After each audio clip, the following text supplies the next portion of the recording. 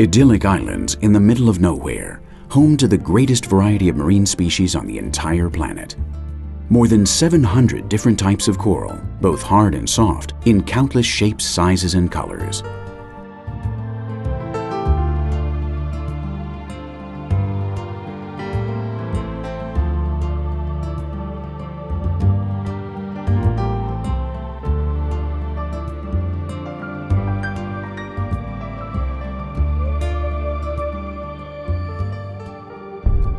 Airplanes downed in battle during World War II.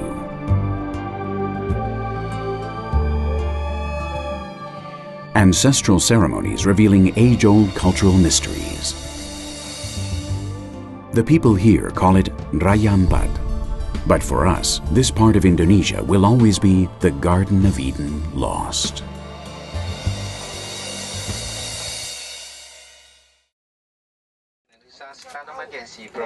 Please read carefully.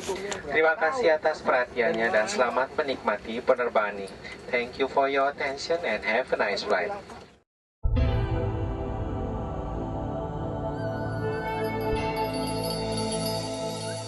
With each passing day, the Garden of Eden grows ever more distant, for we're destroying nature at a fevered pace. Only a few spots on planet Earth still retain a semblance of pristine conservation. A few isolated places far away from civilization. Blue Secret is our quest to discover these places and explore them. To reach one of them, we fly for 72 hours from airport to airport to reach this place located on the coast of New Guinea.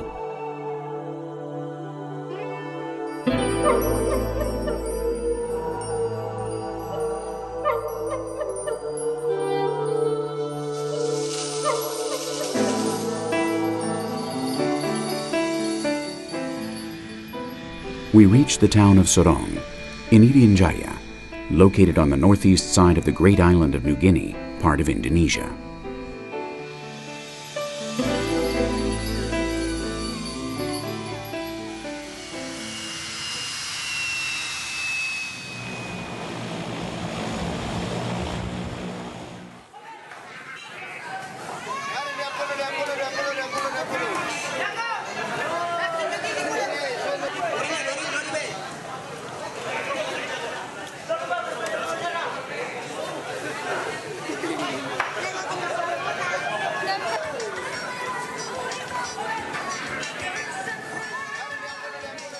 This little town, so far off the beaten track, greeted us with a wondrous exotic charm. Life has a different rhythm here. The word time doesn't even exist. The open-air market offers a marvelous panoply of colors and fragrant goods.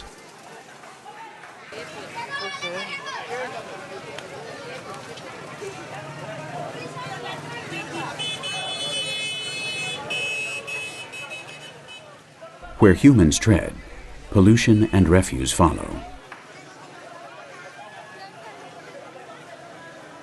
Even this beautiful parrot has lost the gleam on its fine feathers. Some of the Indonesian Muslim women hide their faces behind their umbrellas from our most indiscreet camera, which is eager to discover, capture, and put this faraway world on display.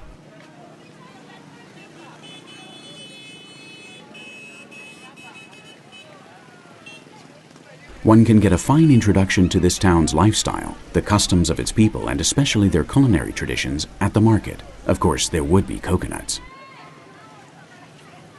And a fine variety of tubers, different kinds of sweet potatoes and taro, a common equatorial staple used to make flour.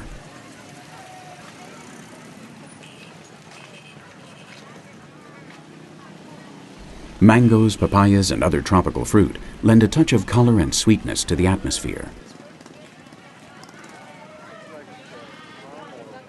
Garlic and red or hot chilies give us an idea of how keen these people are on spicy, strong flavors. But of course, we are in the Spice Islands, so these are to be expected.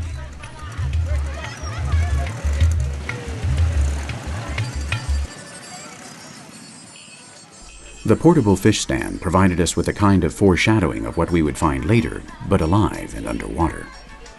The ocean's harvest was on marvelous display, very neatly arranged indeed.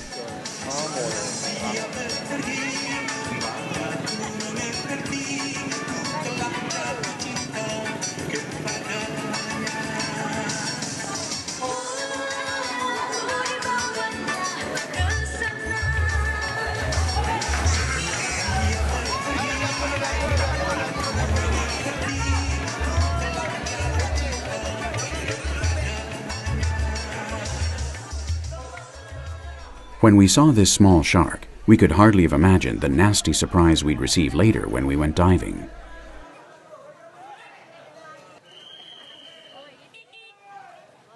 Its friendly neighbor compelled us to take a picture of this marvelous fish, which had just been netted moments ago. And then there's the joker too with another fish.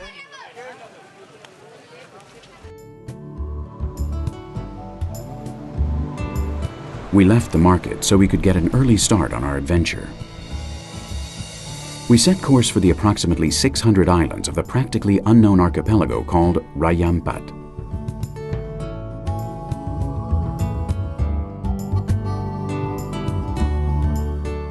We were in search of some of the most unexplored islands, what we'd been calling the Islands of Eden Lost, places where nature and wildlife still thrived in all their primeval grandiosity.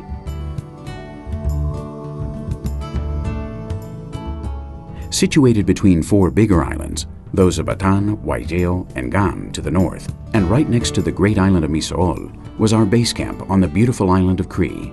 This would be our headquarters, our home.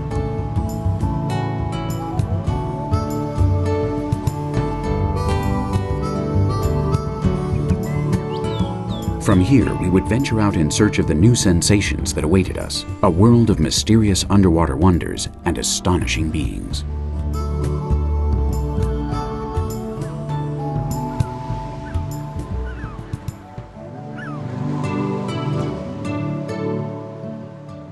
These stilt huts would serve as home for a while. Of course, we'd have to cart our heavy cameras with us everywhere we went. The island of Cree is a very serene paradise.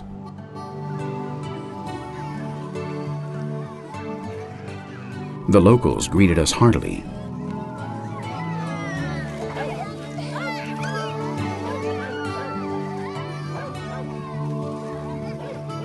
Only 7,700 people are known to live in this vast area, and most of the people included in the census are concentrated on the larger islands. The majority of the other 600 islands are uninhabited.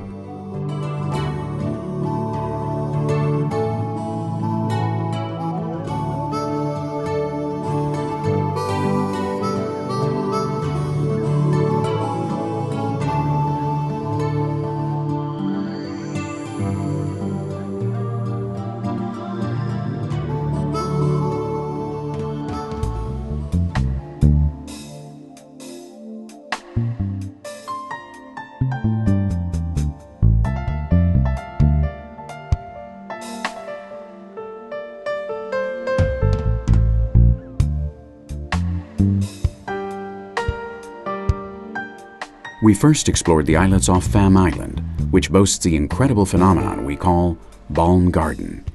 It's a group of fantasy isles highlighted by the absolutely unforgettable Sorrido Bay.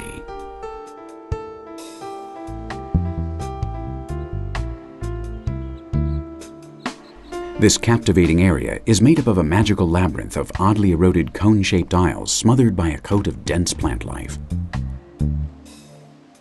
It was given its unofficial name just a few years ago by the relentless explorers and seafarers of these climes, Maximo and Anita Amer. It was their daughter who coined the name Balm Garden.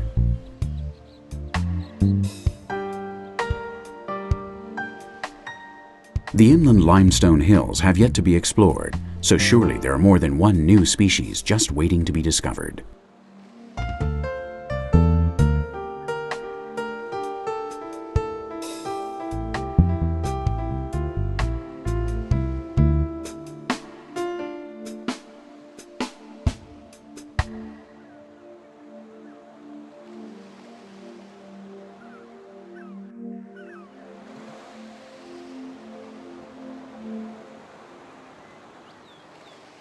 We had made our way to Bethany. The people here are very friendly. The Papuans have somewhat less pure facial features than many other Pacific Islanders as a result of the cultural mix that brought together Melanesians, Indonesians, and possibly Japanese after World War II. We found these everlasting anthropomorphic figures done by the town sculptor Alif Korere. The children greeted us at their school with truly beautiful, joyously innocent, curious, and above all, smiley little faces.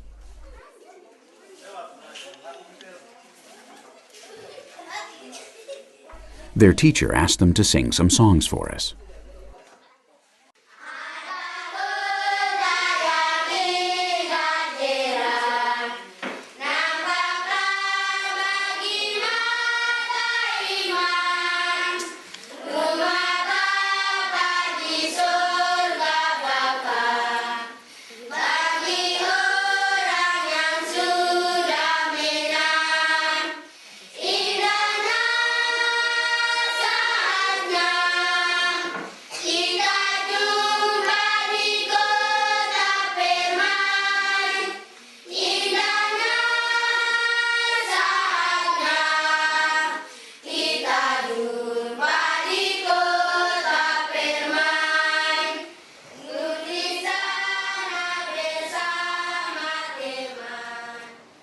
The children are our hope for a better future. The activities and games of these particular little tots didn't have much in common with those seen in big cities.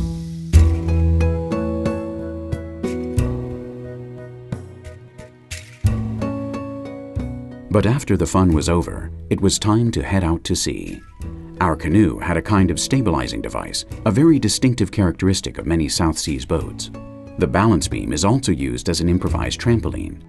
Swimming is the most popular sport in these parts. And diving is a true pleasure here, for you can see how beautiful the sea bottom is and find hidden treasure. Islanders here love to dive for seashells, for example, which they can sell to tourists.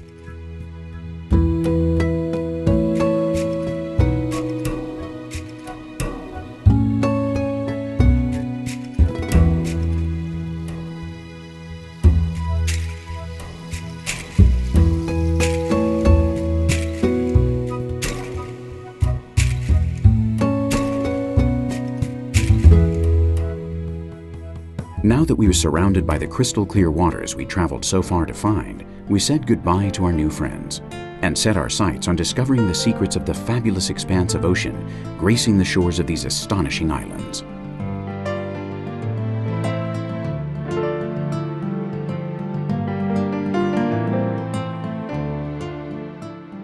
Eden Lost had taken us back to the dawn of time, to the very origin of life as it emerged from the sea.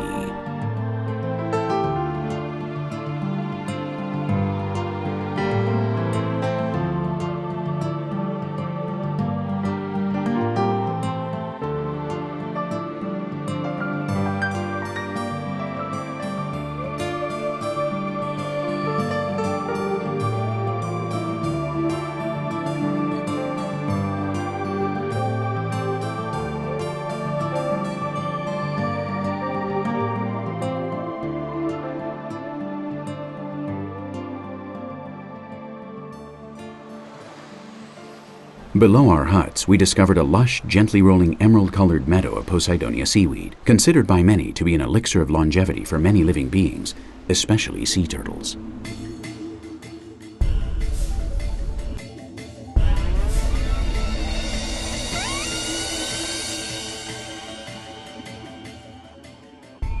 However, we didn't see any sea turtles. What we did see under our stilt house was a very dangerous sea snake related to the cobra, whose deadly venom is one of the most powerful animal poisons on the planet. These snakes are not generally aggressive, especially underwater.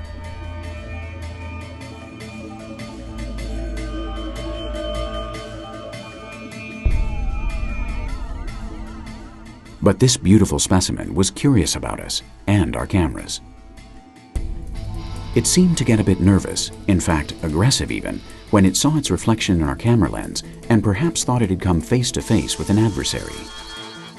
Whatever the case, it appeared to mistake Leandro's hand for its foe, and he had to let go of the camera. Leandro wisely bailed out to avoid getting bitten, before bravely recovering the camera and going back to work. When the frightened snake turned on another of our colleagues,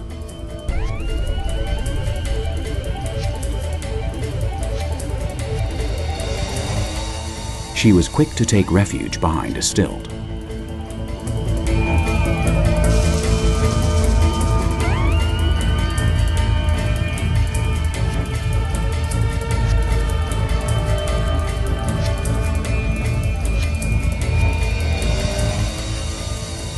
Yet death had caressed us with such smooth skin, and we simply watched as the sinuous form swam away.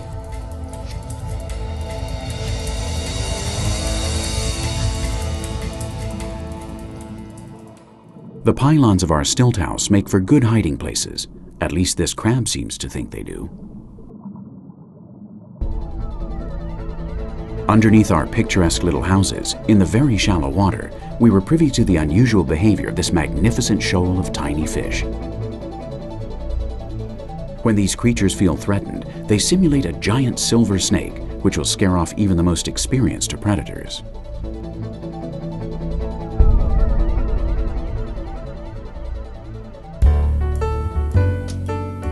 In certain sandy areas, where as a rule no plants or animals take up permanent residence, this goby took us quite by surprise. He probably just came out to make sure everything was in order nearby.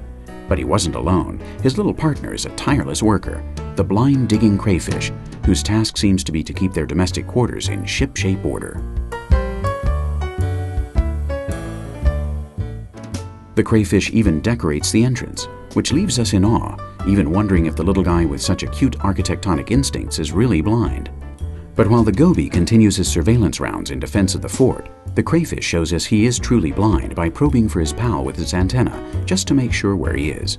This is certainly a curious example of associative symbiosis between two very different zoological groups, so maybe peace is possible even underwater.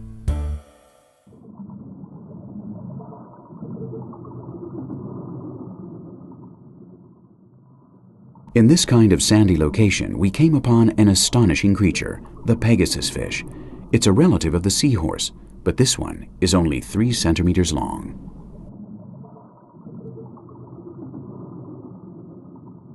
Its broad pectoral fins allow it to plane over sandy seabeds, where it's able to find nourishment.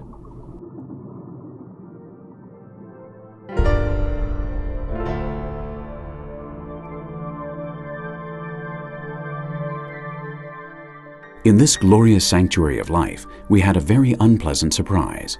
We had discovered a part of the reef that had been destroyed. When we surfaced, we saw some fishermen. Were they what we hoped they weren't? Unprincipled, ignorant poachers? Malaysians, Filipinos, Indonesians. They had been throwing dynamite and other explosives into the water to catch fish. Sometimes they use cyanide too, oblivious to the damage they cause. In a matter of seconds, these men destroy the work of millions of tiny creatures that have worked day after day over thousands of years.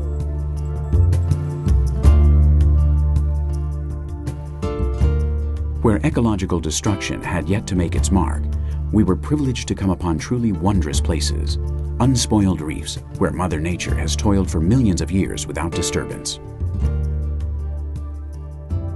As we noted earlier, there are some 700 different species of coral in Ampat, an unsurpassed figure on planet Earth.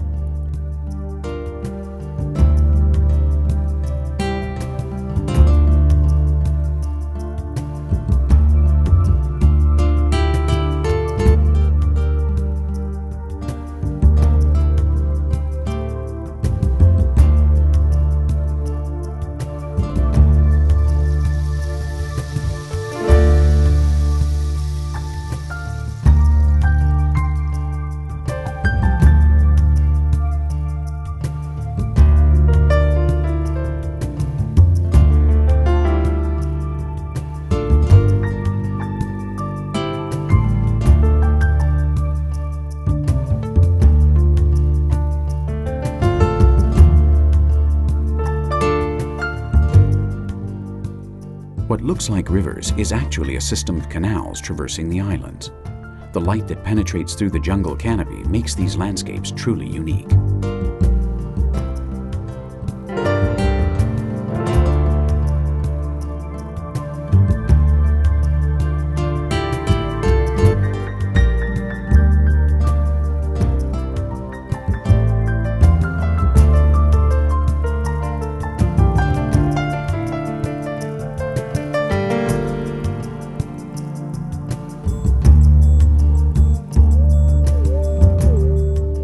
The colors and life forms in this place are the result of the light that filters through the thick jungle.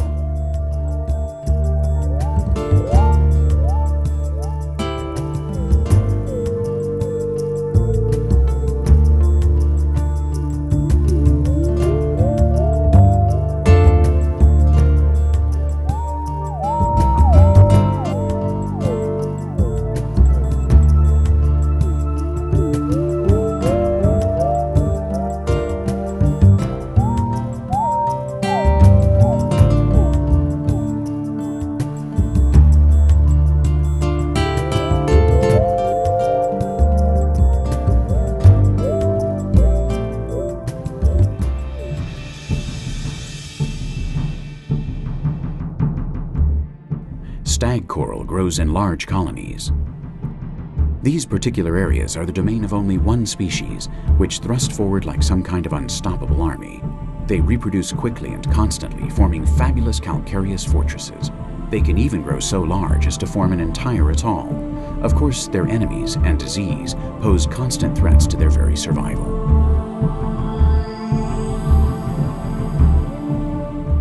Among the coral's enemies are the stoplight parrotfish. They break off the coral with the hard nodes they bear on their heads. They also have very strong jaws and teeth with which they eat the tiny animals that create and build coral out of the residue of the calcareous white reef sand. The same sand that covers all those fabulous beaches.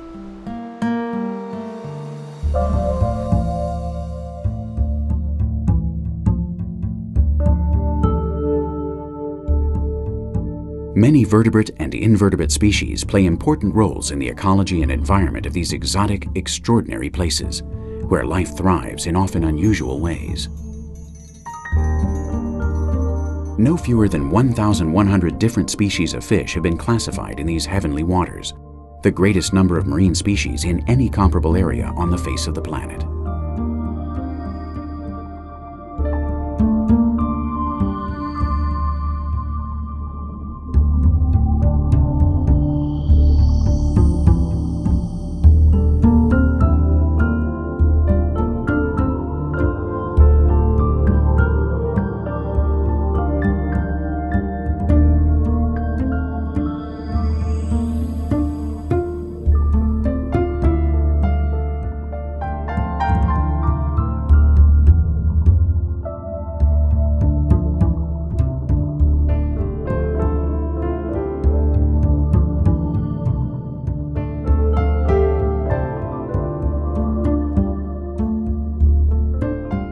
Many scientists and avid divers join us, the Blue Secret Team, in pleading for this beautiful part of the Earth to be declared a World Heritage Site and forever protected from human destruction.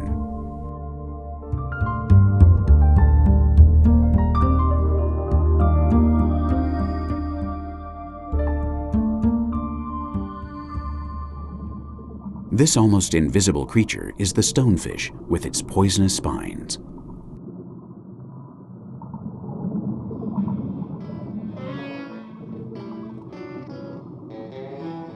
Luck was on Leandro's side this time, as he managed to film this intimate moment with the mimetic frogfish.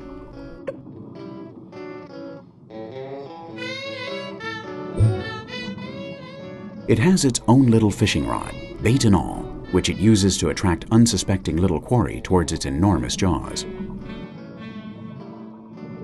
Its all-purpose fins can work like legs, so it's able to cling on to coral branches, walk along the seabed, or swim.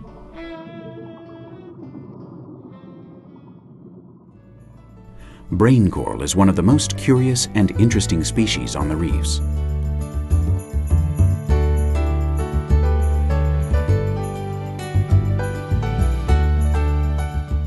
Mushroom coral is very abundant. It inevitably draws a visitor's attention because of its enormous size and shape, that of a giant mushroom. In hollow places, mushroom coral can form several stories. Their colonies regularly have very unusual appearances, like strange futuristic cities. As we swam over them, we saw just how large some of these specimens were.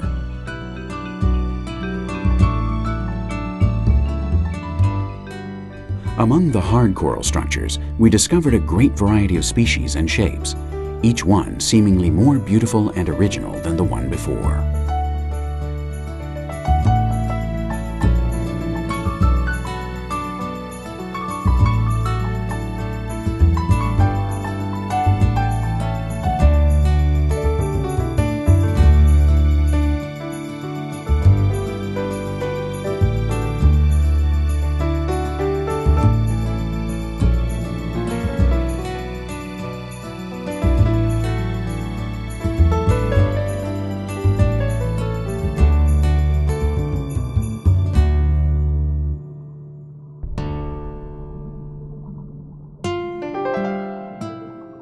Thousands of eyes watched us, without our being aware that we were being carefully observed.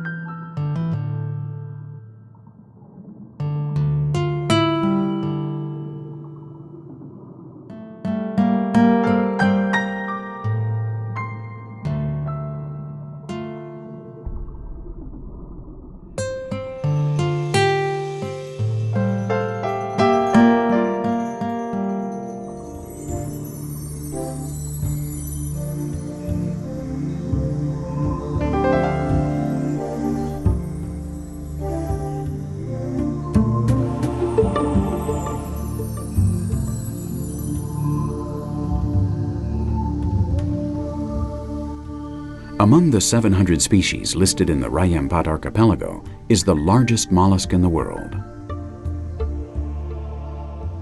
It's the Tridacna clam, measuring over 1 meter in length and weighing as much as 200 kilograms or more. These clamshells are so big that a child could easily fit inside one. The sinuous edges of their valves seal perfectly when they clam up, as it were. Once dreaded by scuba divers unfortunate enough to fall on one, they would snap their valve shut and trap the diver, who inevitably suffered broken extremities and a cruel death by drowning. Hollywood naturally created an exaggerated legend about these creatures.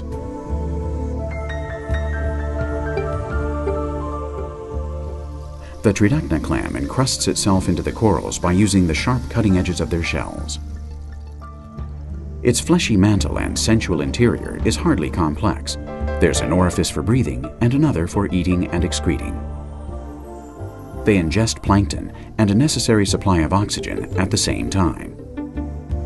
By way of this opening, they expel any residue of water or food which is processed in their enormous stomachs. Unfortunately, these giant clams have disappeared from most of the places they once inhabited due to human greed and ignorance.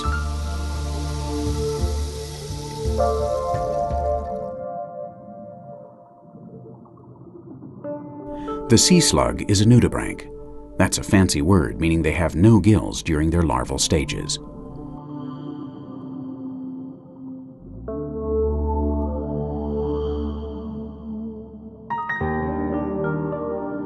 This little yellow structure is the eggs laid by the nudibranch.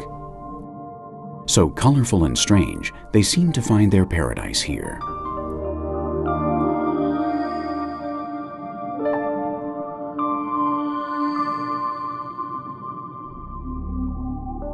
Some flatworms even try to imitate them.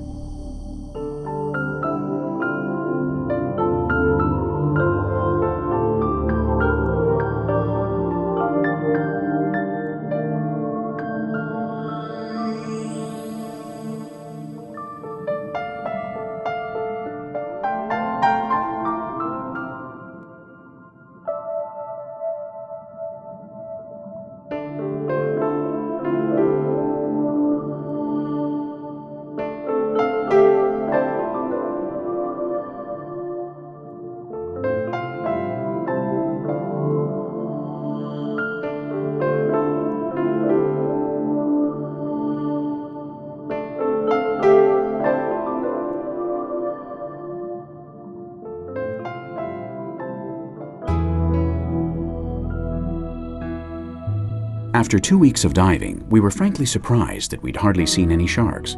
Apparently, foreign fishing fleets are essentially exterminating the world's shark populations. In fact, if things continue such as they are, it's thought that 80% of the ocean's sharks could become extinct, and to a significant degree, because of shark's fin soup, the trendy and popular delicacy enjoyed throughout Asia and elsewhere. However, the extermination of the most important ocean predators could have devastating consequences for marine life in general.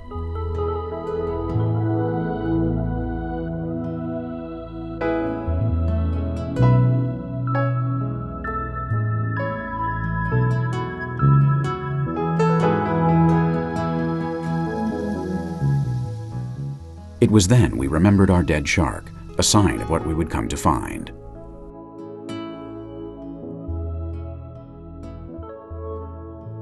This fisherman didn't realize that his trophy was a symbol of extinction.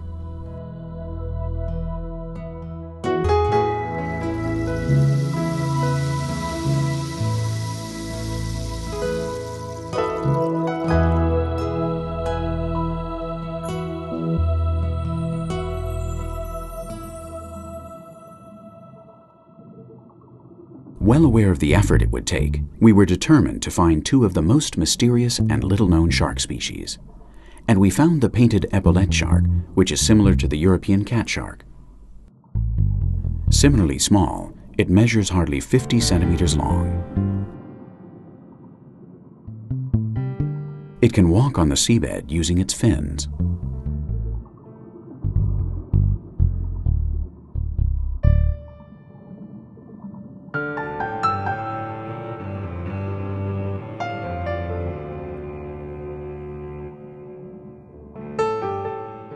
Another exciting discovery was this rare shark, the Wobbegong angel shark. A very interesting species, it was first identified by a scientist in 1788. Its skin fringes afforded remarkable mimetic ability used for camouflage along the seabed. This effect is magnified by special skin cells called chromatophores, which allow it to effortlessly change colors.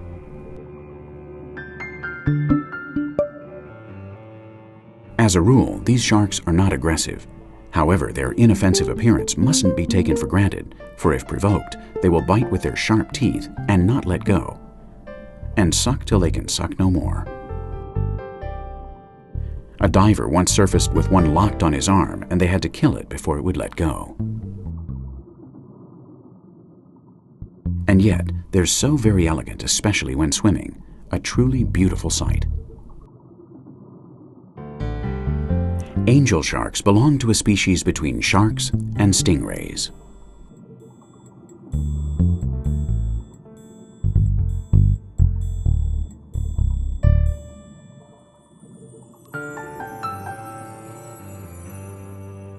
This is the beautiful flamboyant epaulette ray. Its lovely yellow tones adorned with vivid blue spots is nature at its loveliest. We figured that if we were patient, we might be able to get real close and take a few pictures. We can clearly see how this beauty breathes through its nostrils.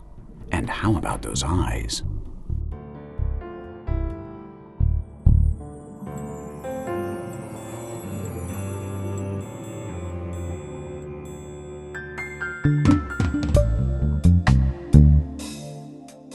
In the deep sea, drama is a daily reality. The old saw about how big fish eat small fish is still very much in vogue here. The food chain goes all the way down to microscopic life forms. Predators exist, so there must be prey, for otherwise life wouldn't be possible. Various different species of beautiful fish use the shoals as a defensive refuge. They live together as a unit and make the life of certain predators very difficult indeed. Schools of sergeant major fish are able to form different defensive shapes in an instant at the smallest sign of danger.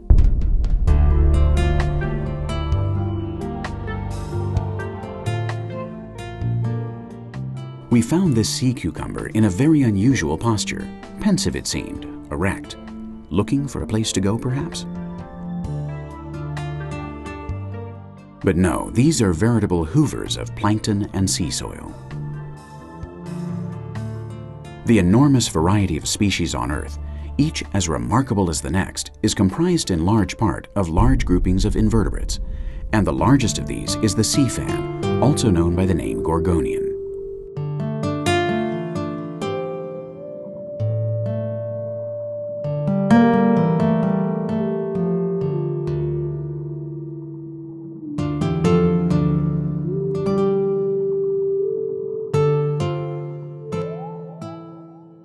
Far and away the most gargantuan of the world's invertebrates, they look like huge fans or bushes. These astonishing landscapes might suggest a copse of bushes, although these creatures unquestionably belong to the animal kingdom. Each specimen is actually a vast colony formed by thousands of small individuals. Like hard coral, they reproduce and form new branches, and these splendid works of art.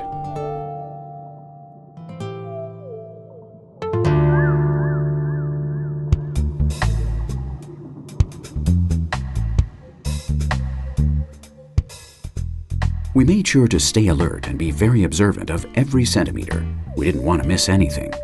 And lo and behold, we discovered some very well camouflaged spies lurking in the branches.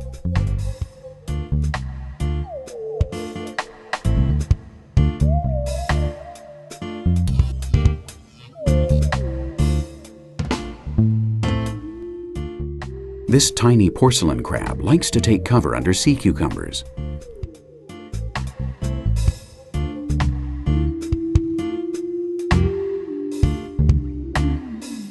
The strength with which it propels itself is proportional to a human being lifting a railroad car. As we closed in on another little creature, we came upon this curious little stowaway, a tiny shrimp that uses this guy for protection. Why? Because bathing in its host's poisonous excrement wards off predators. The green mustache mantis shrimp likes to hide in out-of-the-way holes with a seashell to break up with its powerful claws. Its claws are so powerful, they can quite easily break a diver's finger. In this particular area, there are literally tons of shellfish, 34 unique scientifically classified species at present. Their iridescent eyes peek out like periscopes. They see everything in a 360-degree arc. Sea fans could certainly compete in a beauty contest with the most stunning coral structures. They look like huge fans made of matted lace. Yet these animal colonies are full of much greater surprises. Feathery boa-like protrusions decorate some of them. They're crinoideas, relatives of the starfish. They thrive by clinging to branches and waiting for food to float by.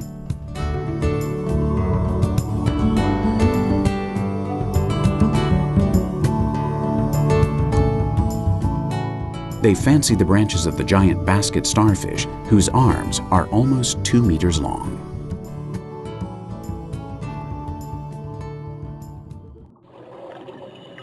Despite some very forceful and potentially dangerous currents, we dove down to 50 meters. We wanted more than just a quick look at those lovely sea fans. And as we got closer, we saw something truly astonishing. Clinging to a sea fan's tiny, delicate branch was an even more minuscule seahorse.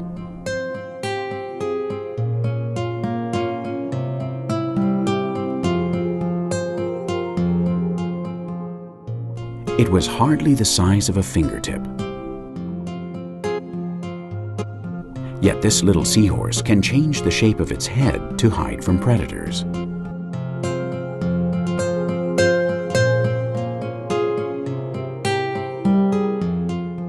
We now know that this remarkable new species had been discovered in 2003 in this very area.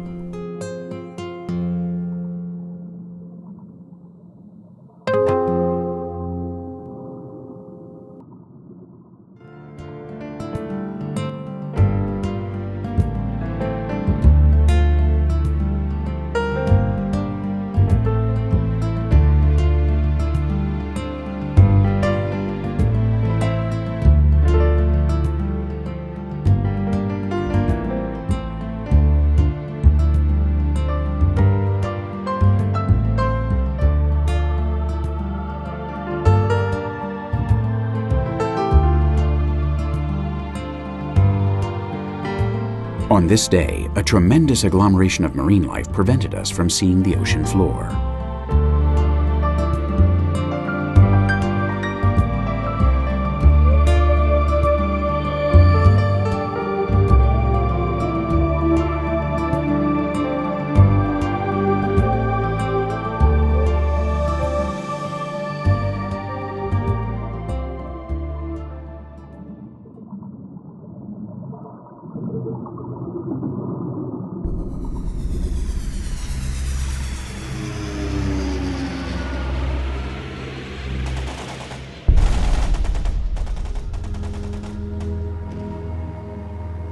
The coral reefs, along with the many other marine life forms, have grown for 6 decades to provide a protective coating for this sunken American warplane downed in battle. This shows how long nature needs to form a reef and mankind's potential for barbarity. But this fighter airplane has never been touched since that fateful day.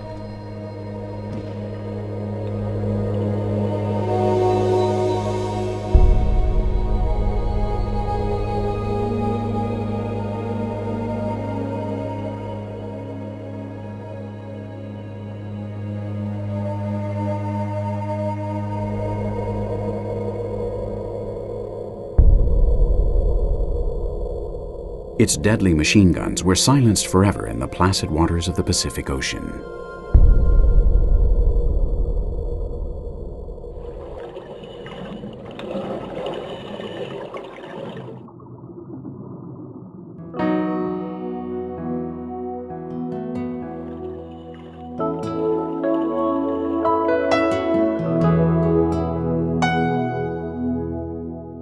There are many different species of sea anemones. These fertile waters allow sea anemones to develop particularly spectacular varieties of different colors, shapes, and sizes. Sea anemones generally have prodigious mantles of bristly, soft, yet stingingly effective appendages, all the while gently rocking to the rhythm of the ocean's currents.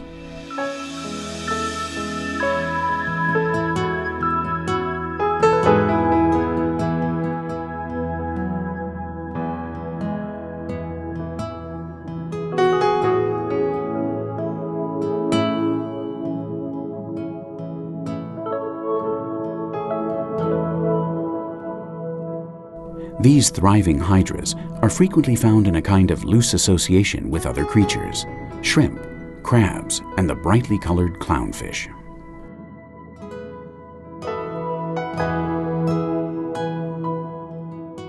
Experienced guardians, these wardens of the deep serve to trim the injured or frail tentacles of the hydra, eating them really, so they can be regenerated and prevented from developing a more serious infection.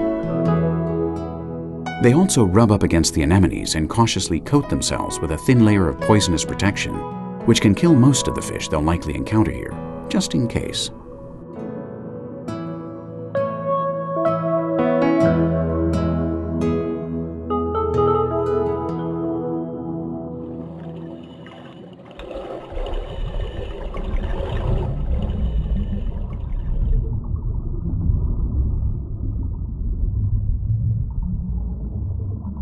We explored quite a few underwater canyons, some truly awe-inspiring cliffs, and impressive mountain-like slopes.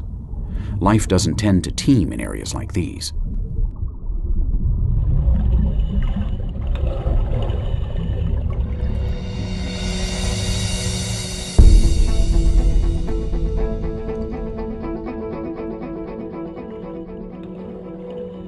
Hiding places are harder to come by, more precarious perhaps, certainly harder for the naked eye to discover.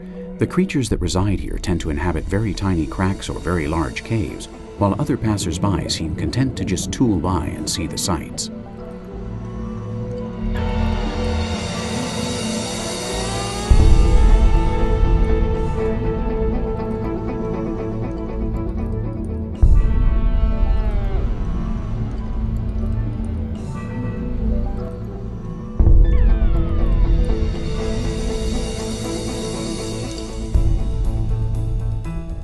Large schools of fish sometimes take refuge in places like this to get away from it all, or to feed in the relative calm amongst the cliffs and labyrinthine depths alongside the reefs.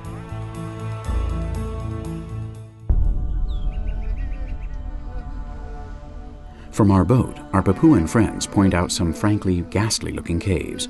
They said they were considered sacred here. We learned that once upon a time, native islanders used these caves to bury their loved ones, sometimes just what was left of them. For cannibalism was a widespread practice among the Papuans and several other native Pacific Island peoples. They believed that by eating their dead, they absorbed in a homeopathic kind of way the deceased's positive qualities. Some say it also afforded needed protein for the living in exchange for a relatively insignificant expenditure of energy.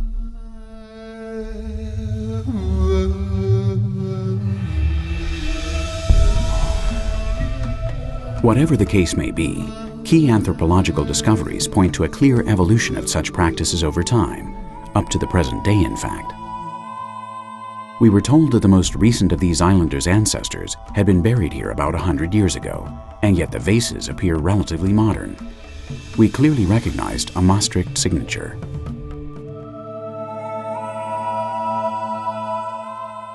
With all due respect, we left the dead behind and rekindled our interest in the living. We took to shore to rest. The men in town have formed a fine little exotic band.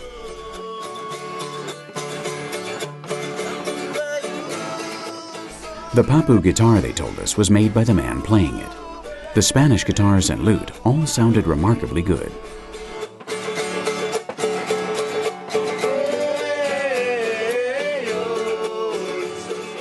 So we couldn't help but join in and play a song with them.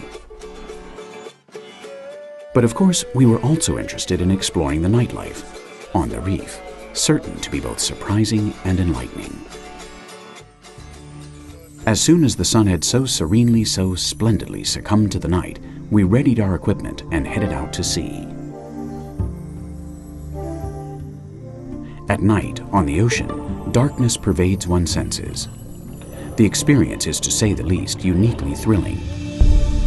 For you can see the spotlight's reflections on the surface, but what does that mysterious veil conceal?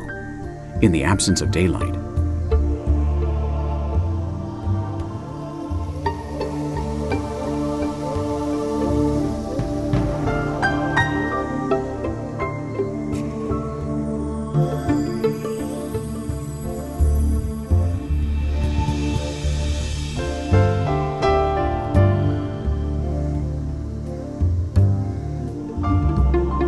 the reef takes on a totally different character when illuminated like this.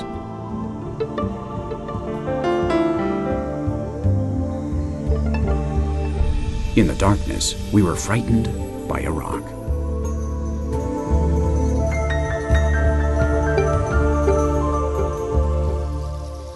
The thorn-crowned starfish is one of the coral reef's worst enemies. The creatures who thrive by day are asleep now. Our powerful searchlights illuminate small areas practically as if it were day. Some of the fish allow us to get close enough to see surprisingly vivid details.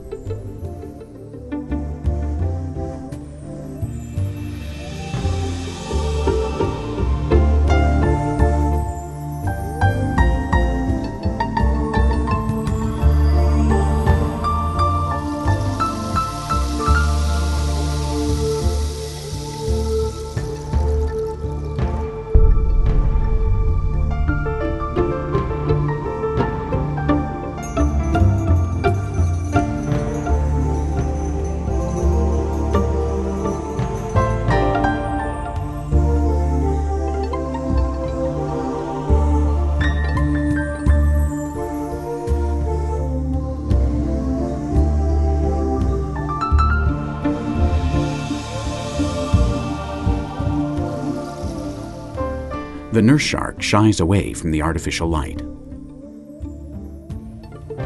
This seashell might be said to have a somewhat perturbing look.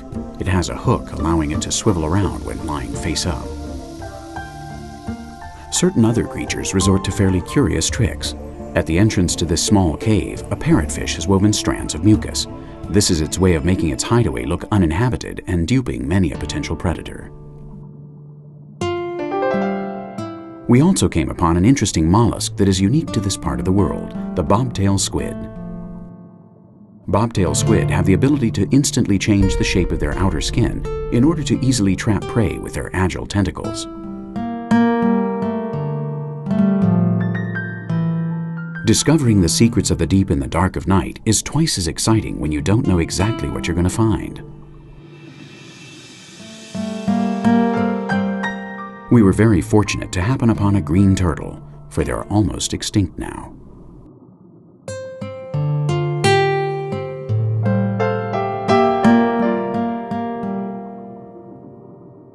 A dead, apparently uninhabited seashell suggested a past tragedy. But suddenly, its new lodger emerged, a very ostentatious hermit crab. It seems everything gets put to good use in nature, recycled or transformed somehow.